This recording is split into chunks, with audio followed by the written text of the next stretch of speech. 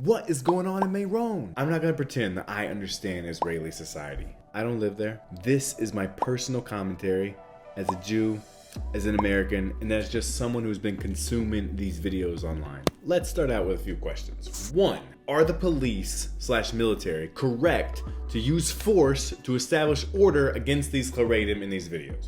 2, do the charedim have a right to freedom of movement in their own country in which they are citizens? These people are citizens in their own country. Maybe the whole country is in a war, but is the city of Meron really considered a war zone? Other citizens live there, and the citizens there carry on their lives. The city of Meron is not completely deserted. So why is the government trying to get involved and restrict movement? This is not a sign of a free country and a free people. Another question. If the IDF and the military is saying don't go to this city because you'll put yourself in harm's way, then they are not responsible if you choose to do that and get hurt, or God forbid, chas v'shalom, go to the next world. This is why I don't understand why the IDF is trying to enforce this travel ban.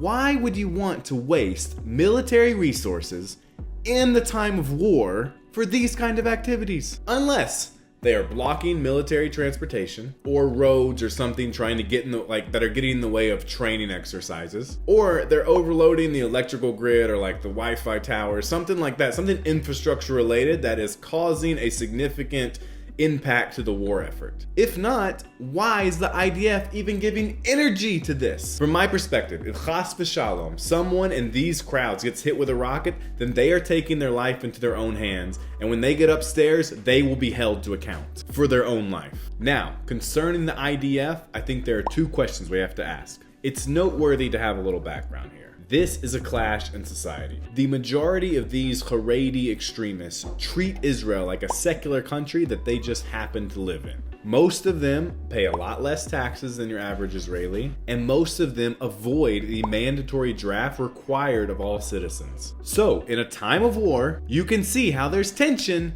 between these 2 groups of people. On one hand, you've got the IDF and the soldiers who feel like they're putting their life on the line to protect the country of Israel. And on the other hand, you've got another group that feels entitled and doesn't have skin in the game. The IDF feels like these Charedi extremists are getting all of the benefits of Israel without having any of the responsibilities or obligations that make those benefits and freedoms possible. But let's skip to the practical.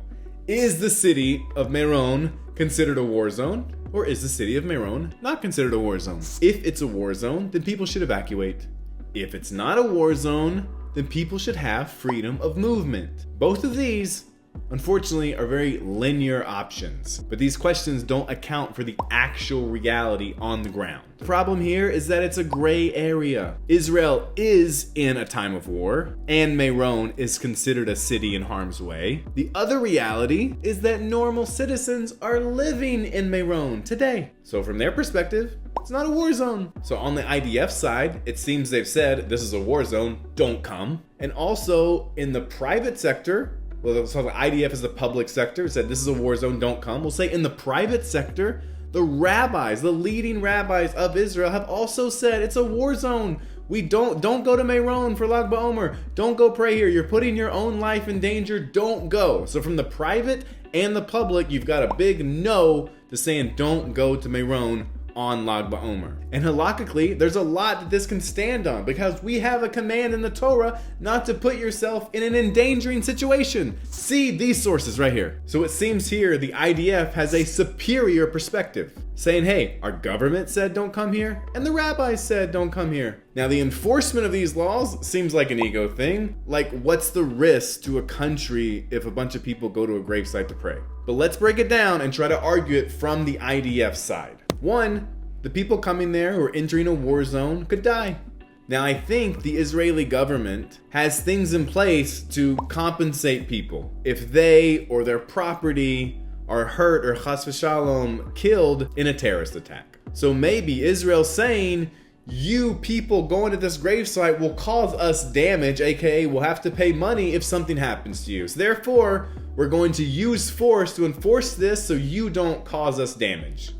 Maybe that's one thing. To this, I would just reply to the Israeli government and say, set up a system. If someone wants to put their life in danger and come up to Meron to pray, have them sign a waiver, just like you're entering a concert ticket. Like, this is your pass to get in the stadium. Have them sign a waiver that forgoes their rights, that waives their rights to any compensation if chas v'shalom something happens to them. Then the Israeli government could get out of any damages that they could be caused in this situation. Again, arguing from the IDF side, another perspective I could see is maybe all of these crowds, this traffic, this mass influx of people could complicate military strategy and military mobility. Like, roads might not be as swift to travel on. Or like the Wi-Fi towers could be all blocked up because there's so many people here and you can't get certain signals as fast as you need them, especially in a time of war. Or maybe they're like overusing the electrical grid or infrastructure. Something like that. Something infrastructure related is like another argument I could see from the IDF side. And then just basic, it does create a lot of work to have to mobilize or navigate around massive civilian populations. Now last, the biggest thing I can see from the IDF side is they're going to enforce this law just to establish law and order, which I think they have definitely a lot of halakhic backings to do that. And I think they have a mission to even back that up. See Pirkei Avos right here where it talks about if it wasn't for the government, people would swallow each other alive. So the IDF has an obligation to all the citizens of its country to maintain law and order. And sometimes when it comes to mobs, that will require force. I don't know if that really applies in this situation, but you could make a good argument or just common sense that you have to have a society in which people respect the laws and will abide by government rulings. And in this case, it's government and rabbinical rulings. Now, let's take it to the extreme again. Let's just pretend this whole thing is the enforcement of these travel bans and the restriction of freedom of movement here. Let's pretend, just pretend it's an ego thing. Let's say the IDF is just ego tripping, power tripping. Let's pretend that's true. I mean, even if that's true, you just have to say this is a reality of the world. We're all humans. We all have egos. And especially when you're dealing with governments and military, you're gonna have to find where you're at on this chart right here where it says F around and find out. Now, before we start to review the videos, I want to preface by saying, in these videos, we're gonna be dealing with a small number of extremists, charedim, like zealots here, and also probably a small number of heated police officers. I'm going to bet that there are thousands of interactions between citizens of Israel, charedim, ultra-Orthodox religious people, and Israeli police officers that were pleasant, that were peaceful. I bet some people were dancing together. I bet some people were exchanging words of kindness. The reason these videos surfaced online is because they made the news, but I'm sure there were hundreds, if not thousands, of pleasant interactions by both parties that went completely smooth. But those didn't make the news, and so we're going to be talking about the ones that did. Now, in these videos, they're really labeled as police brutality. So I just want you to ask yourself, did the person who's getting hit or forcefully relocated, did that just happen out of the blue? Or did they probably disobey a lawful order? Police officer could have said like, hey, don't come here. Or hey, turn around and go back. Or move along. I don't think the police just started hitting people when they showed up. That's just my perspective. I haven't seen if they did or didn't, but I don't think they did. That's like saying the police officer woke up that morning and said, I want to be in my police uniform, skip the time with my family, stand in a city that's got rocket fire on it, and then just go hit a bunch of people. I don't think that happened. Now, I'm guessing that every act that we see in these videos that was forceful, I very strongly believe this, just my intuition, I bet that it was that was the result or was followed by or was a prelude to at least one or two warnings. One, you have to say there's a national warning. The Israeli government said don't go to Meron. The leading rabbis of Israel said don't go to Meron. So by definition, it's like a speed limit sign. Like you already have a warning. You don't need the cop to pull you over and warn you not to speed. There's already a national warning. So at the very least, you could say each individual there has been warned at least once. And I'm assuming the police also gave them a verbal warning before any of these altercations happened. So you could say they've been warned at least twice.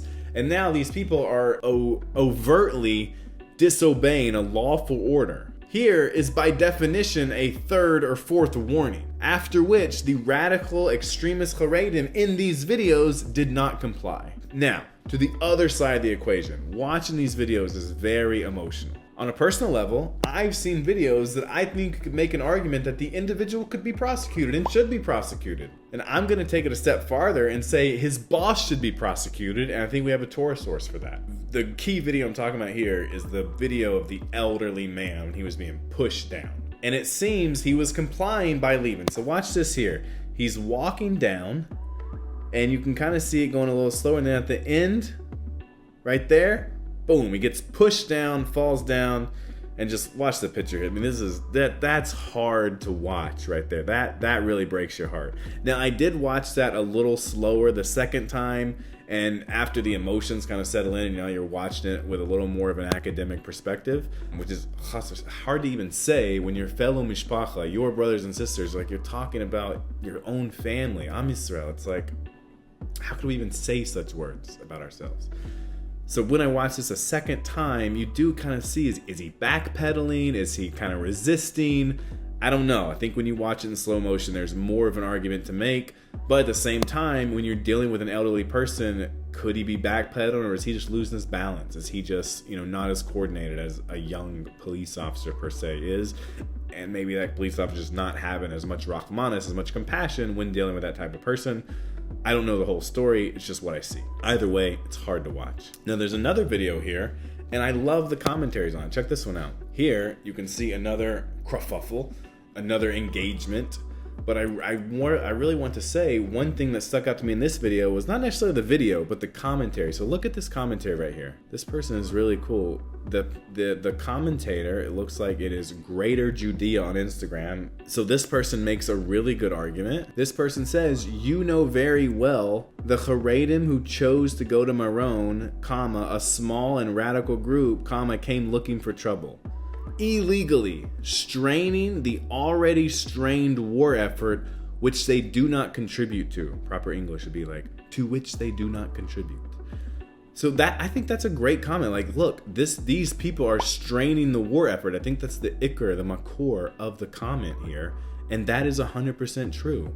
And do they not contribute to it? For the most part, I think that's also 100% true. If you look at the percentage of charedim in Israel and the percentage of those charedim whom serve in the IDF. So the video is, horrible to see, and we hate seeing it, but I read the comments on a lot of these videos on Instagram, and it just shows you the balance of the Jewish people making very clear, strong arguments on both sides. And you can see here, you're not dealing with an ignorant people or a radical people. The people in these comments here are normal people and have very solid opinions. I think this is a great opinion right here, because it's so true. You are straining a war effort, and you're supposed to be all akadu, so we're supposed to all be in this together. We don't want to cause our brothers and sisters more effort than is needed to help defend the country of Israel. Next video here, this is also a little hard to watch because it's a young IDF woman engaging with maybe a middle-aged or elderly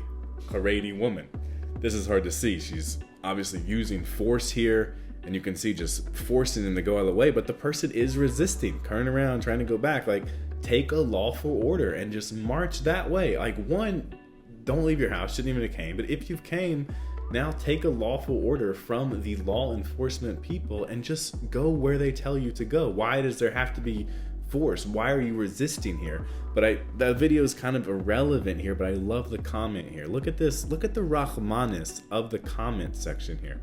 This person said, it was Mila Mikli, said he, but the officer here is obviously a girl, so let's say she. She could have just buried her brother or friend who died in the war, and she knows this woman's family is safe since they do not go to the army.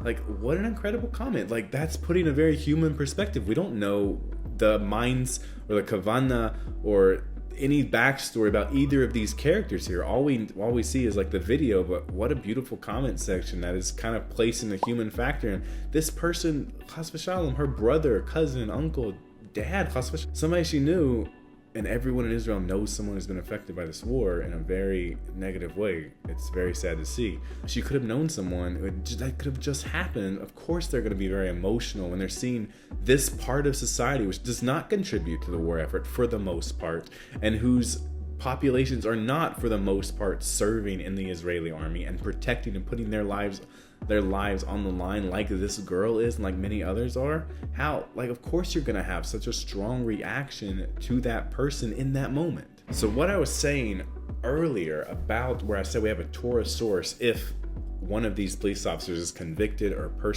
prosecuted for some of their actions, the Torah source I'm going to give actually comes from Tractate Makos. When someone accidentally kills someone, there's a pun there, just so you guys know. The Torah says when your axe flies off, when someone's axe flies off their handle and then accidentally kills someone. So next time you're in Gemara Shir, you can say, oh, there's a pun, accidentally killed someone. So chas v'shalom, this never happened. But essentially it's a concept of someone who is negligent with their tools and then kills someone b'shogeg. So those people who kill b'shogeg are exiled. They're sent to Galut in the Iri Miflat. So a city of refuge. Now, a beautiful concept that the Torah brings here is that the person goes to Galut, he goes to exile, but he also goes with his Rebbe. So I think this is a beautiful section. If you want to take out the Tractate of Makos and review it, it's a beautiful Gemara. The whole tractate kind of deals with this. But what an amazing concept that if you do something wrong, your teacher is also punished with you. Imagine how good that society is if teachers know that they will be held accountable for their students' actions. Let's take this to the real world now. If this police officer pushed this elderly man, like mamish, caused him damage, hurt him, and let's say he was convicted and say he did the wrong thing here, used excessive force, like I think you can make that argument here, then his police chief or his sergeant, the person above him, will go to Galut, will be prosecuted with him, not just this person. So I think it's a beautiful concept in saying that we could bring a lot of the Torah wisdom into our day-to-day lives. I think that fixes a lot of structural problems here, because then you have a yira in the whole organization where everyone is on guard because no one wants to go to Galus because of one of their students. And if you implement that power structure, that hierarchy here, I think we're going to get a lot better results from some of our institutions and organizations. Till next time, guys, it's been a great video. Thanks for watching, and I hope to give you some more soon.